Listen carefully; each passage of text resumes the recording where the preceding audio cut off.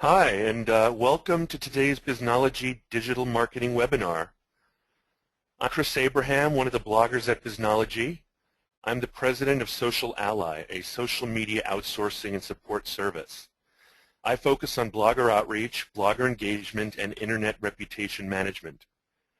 Today you'll be hearing from Mike Moran, the founder of the Biznology blog, who will present search marketing on the cheap. But before we do, we need to recognize our sponsors.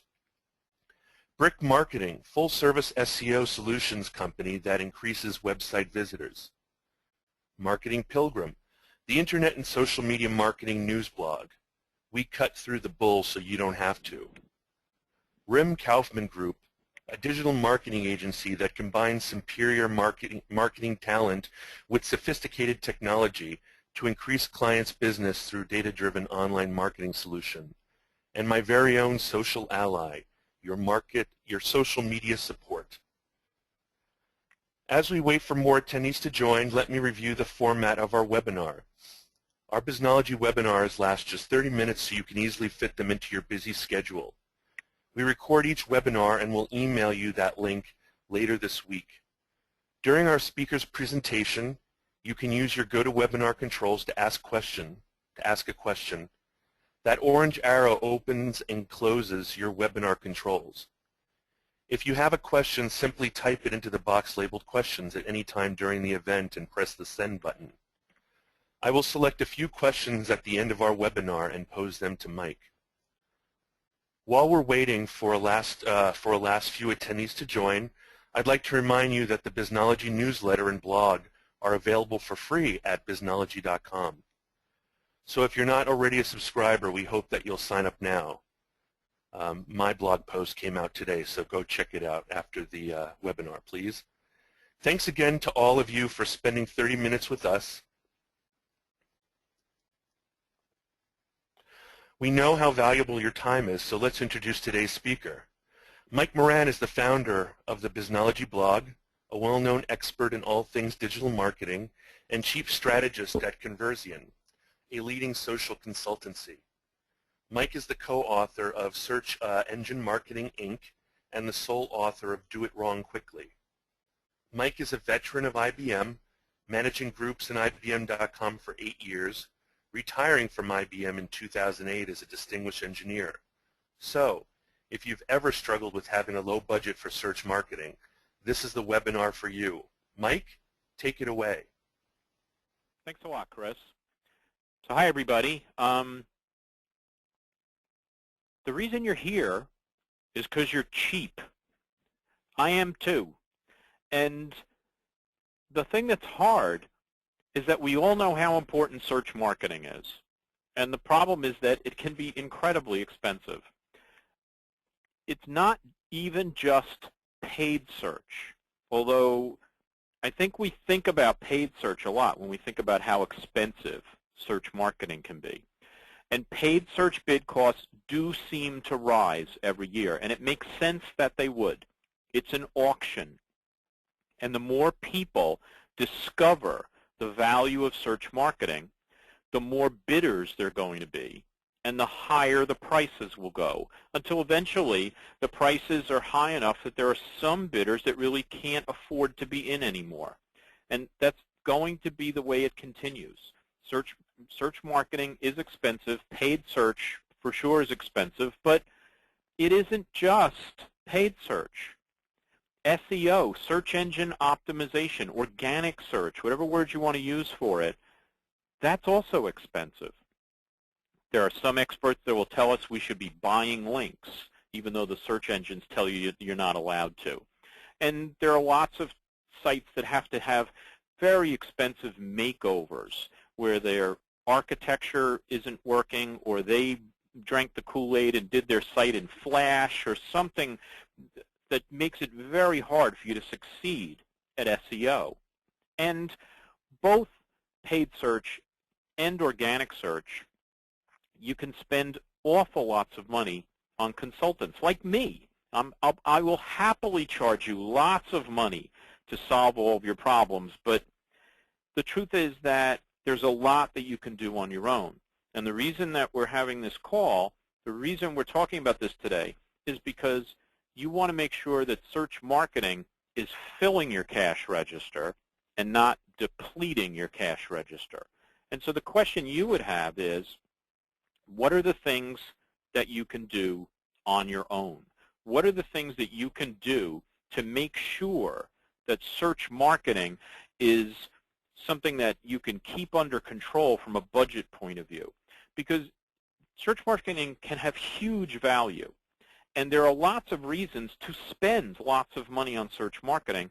But if you're a very small business and you don't have that kind of budget, or even if you're a large business and you're trying to do things as inexpensively as possible, you'll want to work with someone who is going to figure out how you can save as much money as possible and allow you to do as much on your own as you can. So let's look at the kinds of things that can really reduce your costs.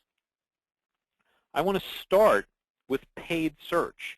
Now, the easiest way to reduce your costs is not to do any paid search, but for a lot of companies it doesn't make any sense because paid search actually brings revenue in.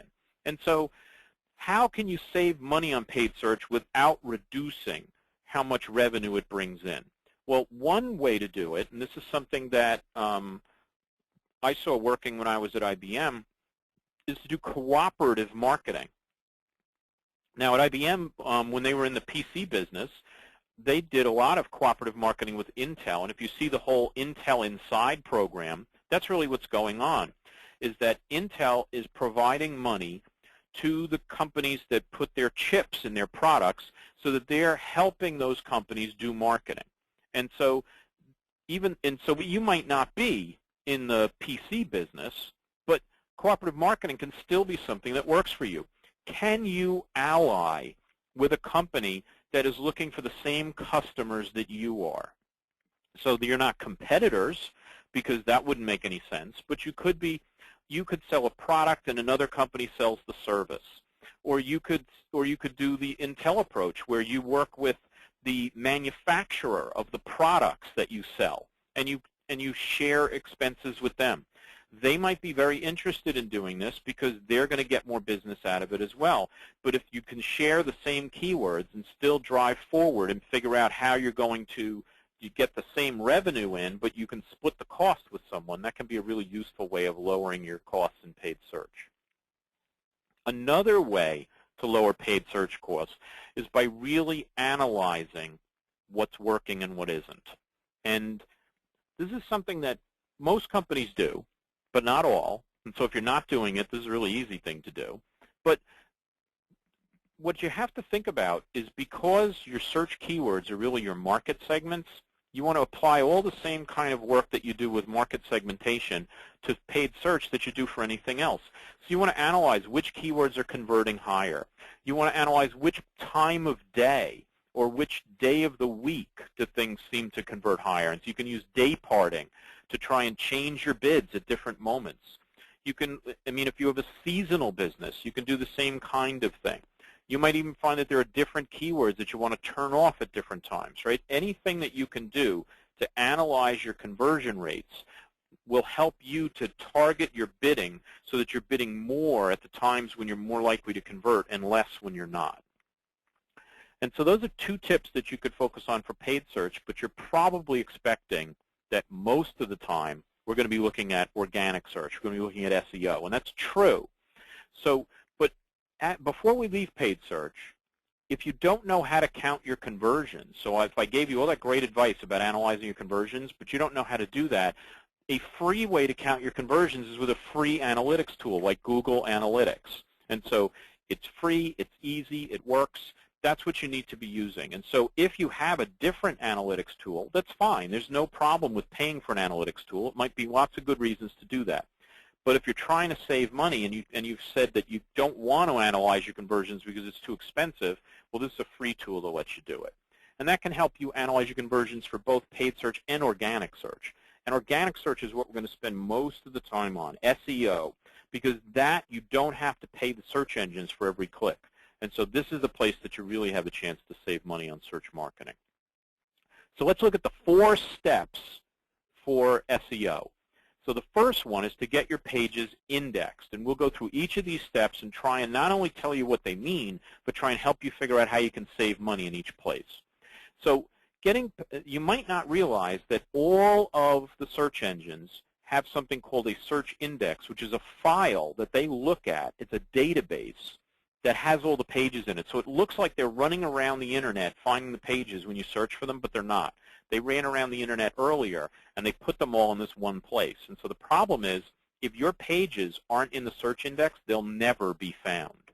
And so what you have to focus on is how do you make sure that those are in the search index. And so what you want to do first is to figure out whether your site is actually in the search index. So you can use the site operator to do that, and that'll give you a number of pages that is found in the search index. But the problem is that most of the time that number isn't exactly accurate. And so it might tell you that your site is in the search index, but it doesn't necessarily tell you individual pages that are in the search index or how many are in there. And you might want to calculate that. You might want to figure out how many pages are actually in the search index for each search engine, and divide that by the number of pages that you know you have on your site, and make sure that you're at least at like 70 or 80%. You're not going to do it perfectly, but you want to have a high enough number. And in order to do that, you really want a more accurate number, and it's better if you have something, if you use Google Webmaster Tools or Bing Webmaster Tools, they will tell you how many pages are in that search index, but they'll only really do a good job of that if you have something called a sitemap. So if your site isn't indexed, you might have problems that are preventing it from indexing. And if you put a sitemap in place and you really set up your Webmaster Tools, they will give you reports that tell you that you have errors on the site, that tells you exactly what might be wrong. And the sitemap is actually the key to finding out how many pages you have indexed. It's free.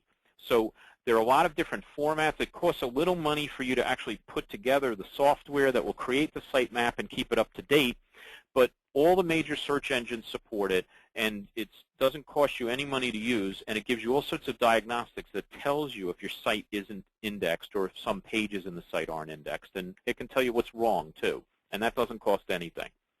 Now, if your site's really messed up, so we mentioned earlier, maybe your whole site is in Flash, or there's some other problem that you've done that you really can't get the search engines to see what's going on, then what you probably need to do is to do your site over again. And that can be expensive, but there are even free ways of doing that. There are content management systems like WordPress, Joomla, and Drupal that don't cost any money for the software. So now, it'll still cost you money to actually do all the work, but it won't cost you any money to use the software. And so that's a free way to even redo your entire site if you're stuck in that terrible position. The second step is to choose your keywords. So unlike most other forms of marketing, you have to actually know what people are looking for in order to show up. And so you have to figure out how you're going to know which words people are typing in and which ones make sense for them to find you with. And so there are tools to do that as well. Every search engine provides a free keyword tool. So Google provides one, Bing provides one, anyone that you want to use uses a free tool. But they're only going to tell you about the searches that they see within their search engine. So it's a little harder to know, for example, how many people are searching for things across all the search engines. So there are other tools that help you do that, and one of them is Trillion Keyword Discovery. They can be really helpful if you need to have an understanding of how country by country you're being found. So and rather than just looking at tools for the U.S., you can look country by country. Now, the free tool doesn't do that. So their free tool would kind of give you a starter into that, but it doesn't really give you all the things that their paid tool does. So they're trying to use the free tool as kind of a come-on for you to go ahead and buy the pay tool. And if you're not interested in using that, you have to use the free tools from the search engines. Now, some of these tools don't cost that much, but this is about search marketing on the cheap, so we're trying to show you things that are inexpensive or free. And free keyword tools abound, and if you're willing to do a little extra work, they can work just as well as the paid ones. Third step is to audit and optimize your landing pages. So what does that mean? Well, first of all, you have to know what a landing page is. The landing page is the page that the search engine brings up when someone types in the keyword. And so when someone clicks on that search result, they are landing on your site. So that first page they land on is your landing page. And so what you're trying to do is to make sure that pages from your site become the search landing pages when people search for the keywords that you're looking for. So when you understand what keywords you want people to find, then you have the opportunity to then go ahead and optimize your landing pages. And so there's a process that you can follow, and this process doesn't cost you any money at all. It's work. And so you start by picking a landing page. Now, you have to understand, when you pick the landing page, you don't want to pick any page on your site and say, well, this is where I want them to go. What you want to do instead is pick the page that is most likely to have the answer to their question, because that's the page that Google and Bing are going to want to show. And so really you want to pick the page that they want to be on, not the page that you want them to see. So that's different from most kinds of advertising. So once you choose that page, then what you want to do is you want to analyze metrics. And what are the metrics you want to look at? So you want to look at things like where does it rank when people search for it? So if it's on page 1 or it's even the top search result, that's fantastic. But most of the time when you start this process, it's not. It's buried somewhere on page 17. So unless you're marketing to people with obsessive-compulsive disorder, it's probably not a good idea to be on page 17. So what you have to do then is figure out how you're going to put the right words on the page, in the title, in the body, in order to get the search engines to think that's the right page for them, and how you're going to raise the quality of the content for that page so that it really, really is the best answer to that question, so that other people are going to link to it and they're going to identify that page as a good page for you. Now, the other metric you want to look at is conversion. So we talked earlier about Google Analytics or using another analytics program to know what the conversions are going to be.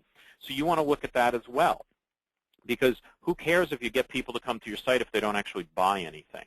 So after you analyze the metrics and you audit, if it's okay, then when you're happy that you're getting the conversions you're looking for, then you go on to the next page. But if it's not okay, then what you want to do is examine that landing page, see what's wrong, and try and keep improving that content so that you'll start to attract links, so that you'll start to put the right keywords on the page. And then you analyze it again, and you keep doing that until you're starting to get the results you're looking for. So how do you think through optimization? So the title is actually the thing on the search page that shows up every time someone searches. That's the thing that they get to click on. And so what you want to do is to pick a title that not only has the keywords in it, having the keywords in it is really important, but also has a call to action, because the title does more than just tell the search engine what the page is about. It tells the searcher what the page is about. And so you want it to be something that's going to cause the searcher to click, because who cares if you get the #1 result if no one clicks on the page?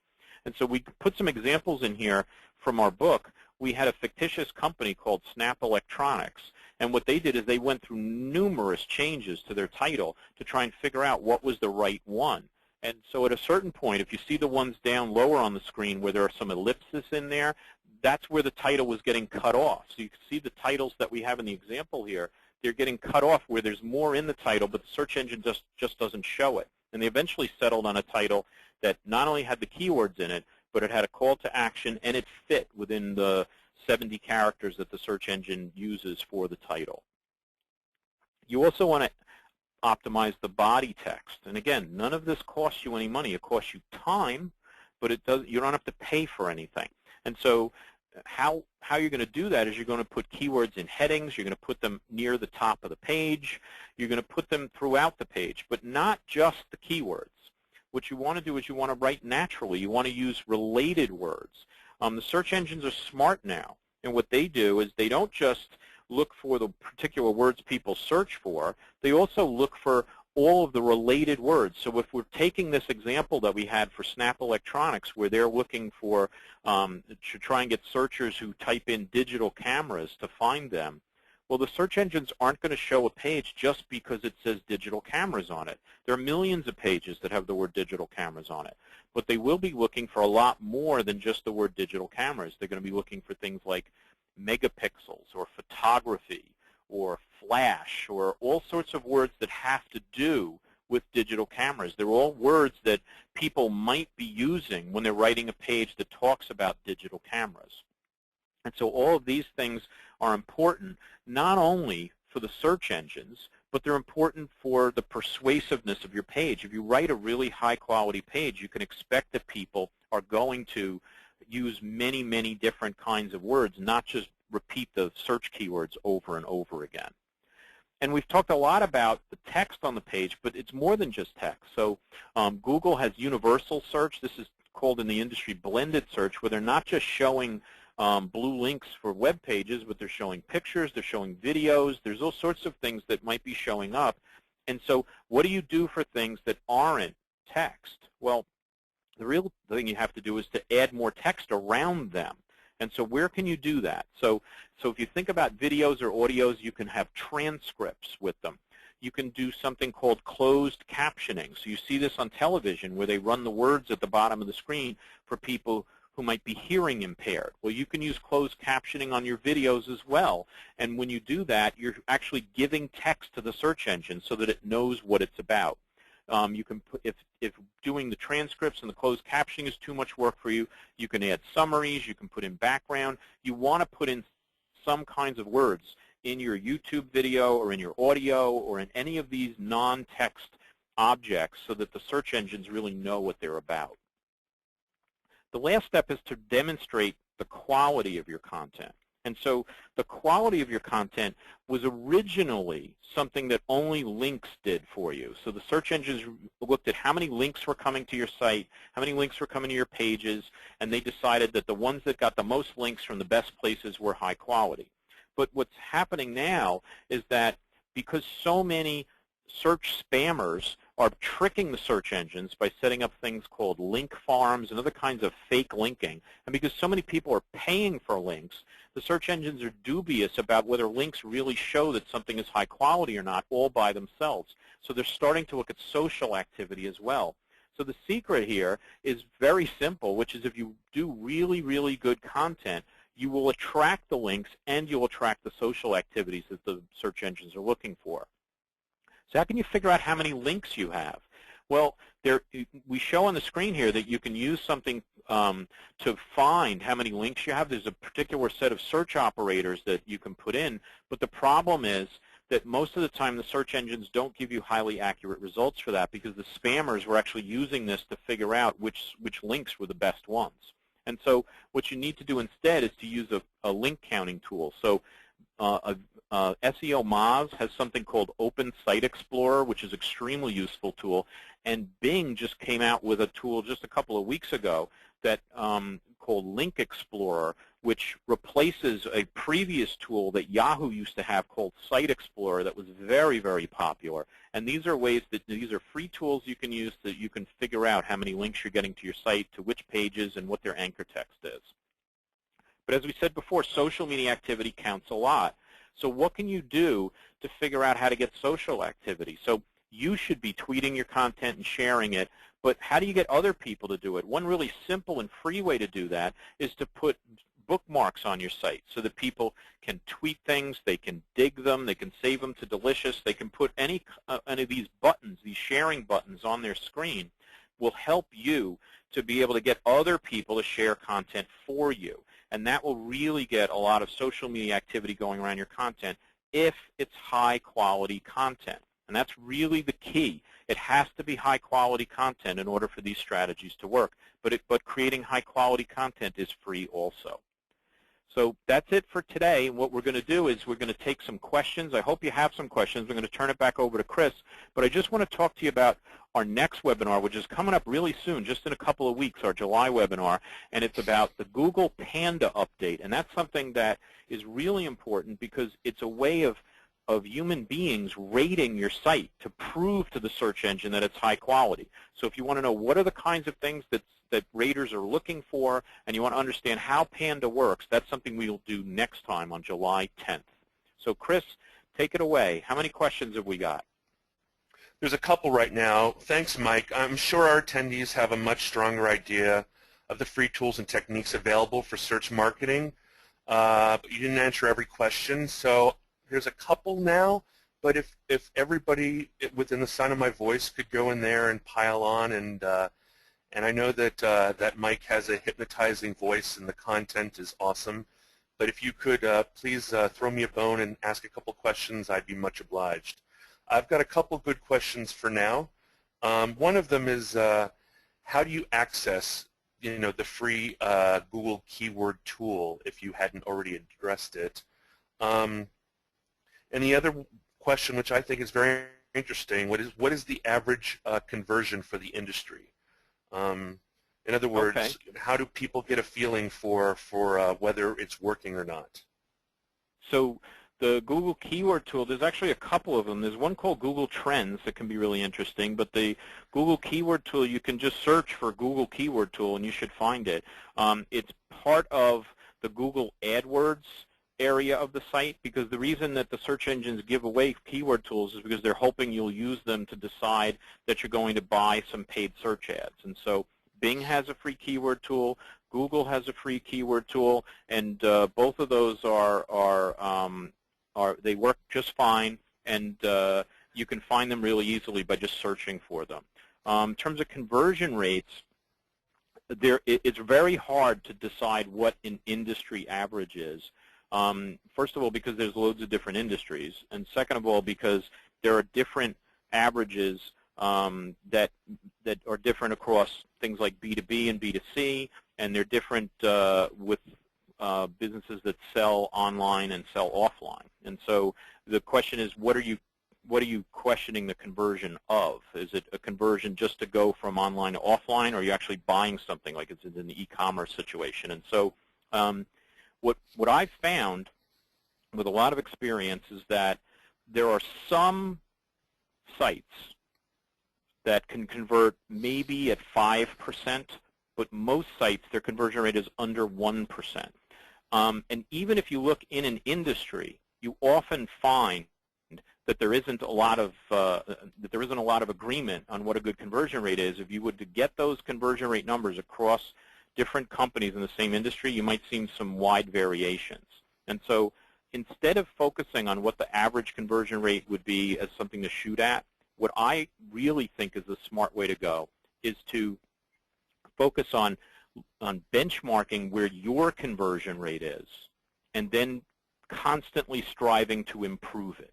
If you continually try to beat what you did last month, then over time your conversion rate is to improve, and your conversion rate is going to put you in a position where you will be the industry leader, because there's a lot of other companies that aren't focused on it, and if you are, you're going to continuously do the things that you need to make it better. Hey, Mike, we had a huge snowballing of questions. So the next question by Adam is it true that more frequently updated content bumps you into a higher SEO tier?